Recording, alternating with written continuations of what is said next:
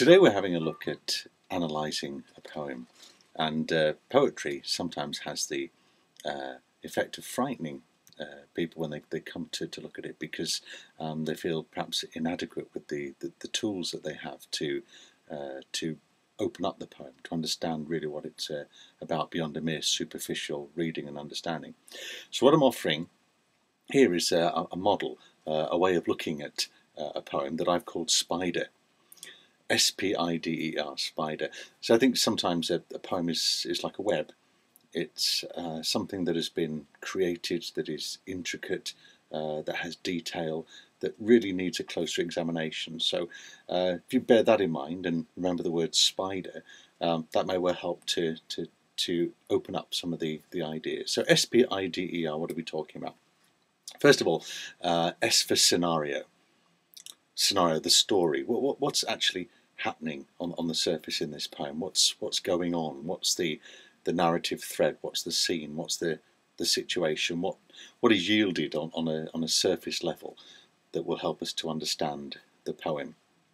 And then P for purpose, because underlying what's going on in this poem is surely something that the poet wants to share, what she or he wants to communicate with us. If you like, it's the subtext. It's what's going on between the lines. It's what's going on underneath. We might find it has a message or a moral, or it offers us some fresh insight into human experience. But what is happening? What is the purpose? What's the writer's intention? Then we move on to I and D for spider. Now, I take for imagery. An image is a word picture.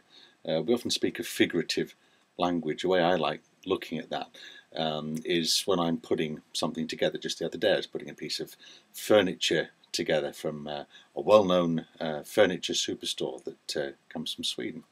And what I found was, when I opened that up, it was all done in pictures. And what you have very often in these instructions are Fig 1, Fig 2, Fig 3, figures, pictures, to help you understand more clearly, hopefully, how to put the thing together.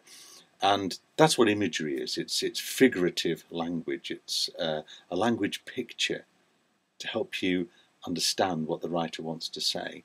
So when we're looking at imagery, usually with the principal features that we're talking about are simile, a metaphor, and usually personification. Those three are key: simile, metaphor, and personification. And beginning to look for those images will help us to get deeper into the poem. D stands for diction, which is the technical term we give to words used in poetry, as in dictionary, the words. And so we're looking here at why the writer has chosen these particular words. They might have a certain nuance or a certain connotation or association.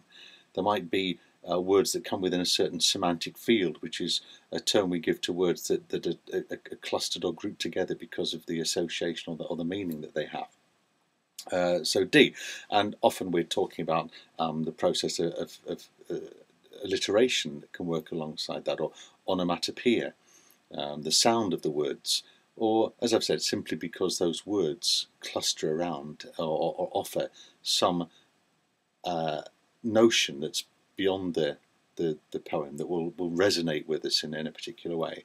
So the I and the D.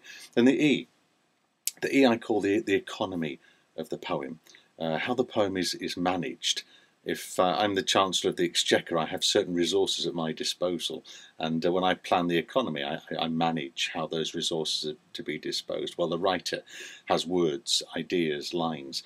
How has he managed these? How has he organised these and ordered these? So we're talking about stanzas. We're speaking about how lines might be arranged on the page. Is there evidence of enjambment or run-on lines that can be particularly effective? So we're looking at the management of the poem. And finally, R stands for rhythm and rhyme.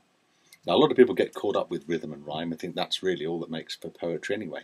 Very often, just to spot certain rhyming patterns or rhythmic patterns in itself is a fairly futile exercise. To be able to say that there is an iambic rhythm here, or there's a rhyming couplet in itself, there's no point making that observation unless you can show that that actually helps to tie in with the words chosen, with the message, the idea that the poet's trying to communicate.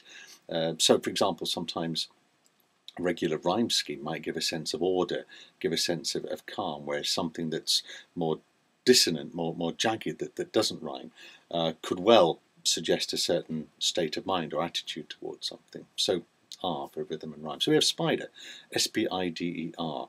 Scenario, purpose, imagery, diction, the economy, and the rhythm and rhyme. And for me, those come in three sections. There's the S, P, I, D, and E, R. When you're looking at a poem, there are three things really essentially to talk about: theme, structure, and language.